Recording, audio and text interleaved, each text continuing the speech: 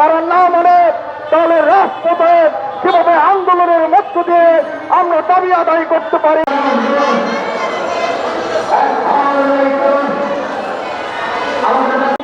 গৃহকর্মীর নাম পরিবর্তন করে গৃহ শ্রমিক হিসেবে স্বীকৃতি দিয়ে শ্রম আইন অনুসারে সুযোগ সুবিধা নিশ্চিত করতে হবে।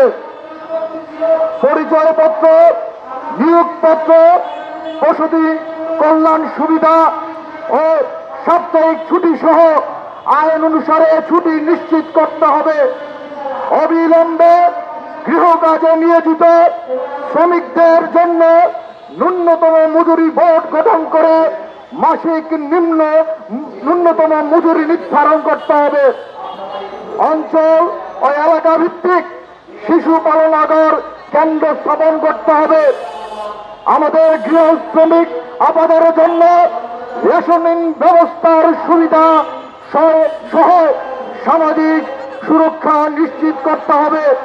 গৃহ শ্রমিকদের জন্য হেল্পলাইন সেবা চালু করতে হবে।